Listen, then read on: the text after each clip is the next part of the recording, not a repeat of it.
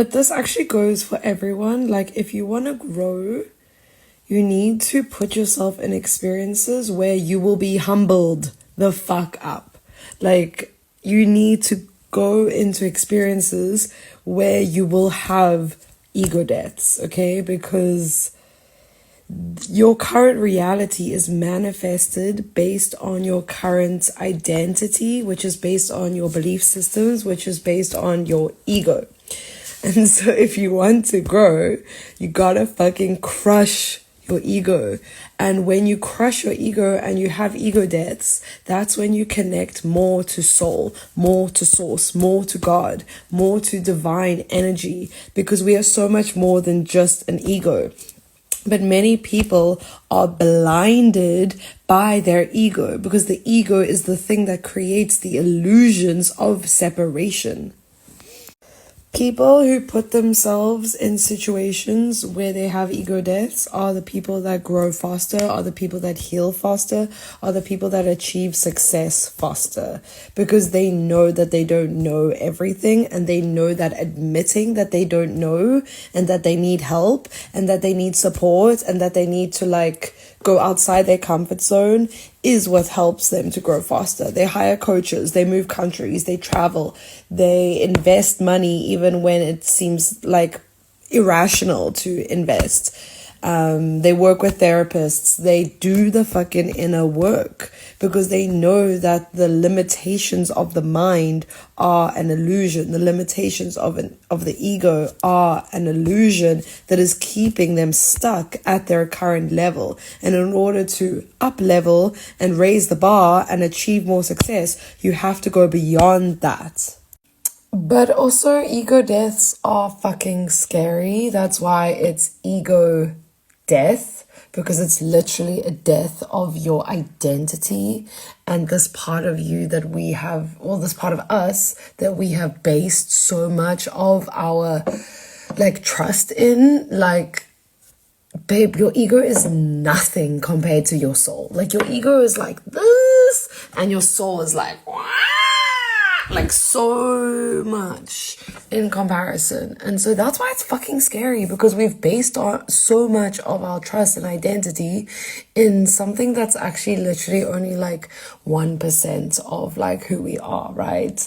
So that's why it's fucking scary. That's why it's so hard to step outside your comfort zone. That's why it's so hard to do new things and make big investments and trust in soul rather than ego. And that's why you need to hire support. Most of us are living in survival mode, and the ego is like the driver of survival mode and of like the human experience. But that's why when you do plant medicines and you go to therapy and you do the deep inner fucking healing work where you uncover the layers of who the fuck you are, and you become more connected to your emotions, you become more connected to your own energy, you become more connected to your soul, this is when you start to tap in and remember your divine experience of the fact that we are just spiritual beings having a human experience, not human beings having a spiritual experience. And so it's fucking scary, of course it is, to be able to surrender, to be able to let go, to jump off that cliff and trust that God is going to catch you. Really, this is the deepest work that you will ever have to do, and it's lifelong. No human can accomplish this dismantling of the ego on their own, because the ego is so fucking strong, especially if you haven't done a lot of deep work or a lot of psychedelics or whatever. Like, it's really so strong, and as soon as you start to step outside of your comfort zone, the fear and the noise and the don't do this, it's too scary, you can't, blah blah blah blah blah blah, like the ego is going to actually just pull you back into a comfort zone. And then that's when you actually just be like, oh no, I can't, or oh no, I don't want to, oh no, I need to stay here, or I'm not gonna change my job, or I'm not gonna move countries, or I'm not gonna step outside my friend group, or I'm not going to try this new thing. And that's why you need support. You need accountability, because your coach or your therapist can see a more limitless, bigger picture than you can.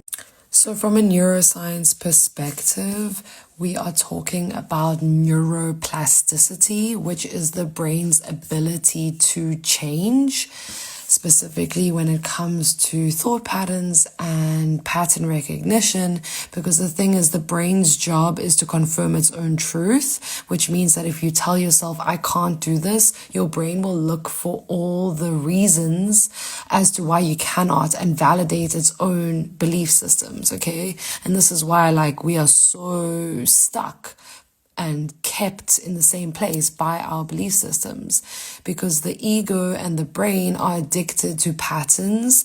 And so it's so much easier for your brain to keep looping the same thoughts than to try create new ones, because it's just easier to take the same route than to try make effort and energy to figure out a new way.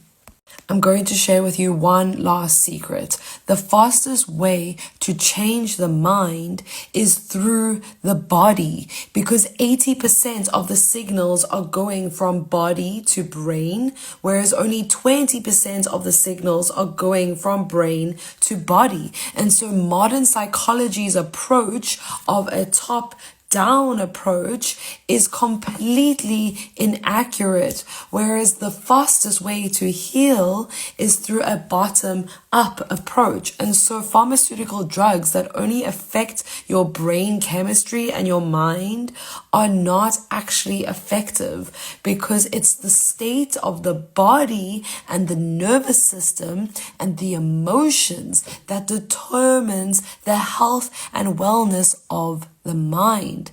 And so this is why I teach embodiment as a tool for liberation. And for you to fully understand this, I love to use the metaphor of a tree, because we are so similar to trees, actually. Shout out to all my other tree huggers and lovers. Love trees so much. Oh my God.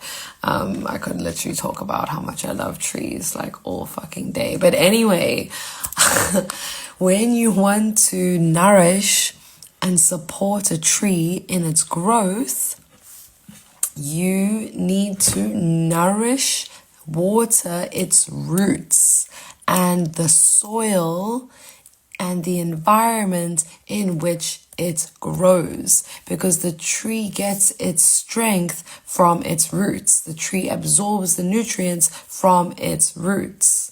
And so if the roots aren't healthy, then the tree isn't going to grow tall and strong. The depth of a tree's roots determine the height of its branches.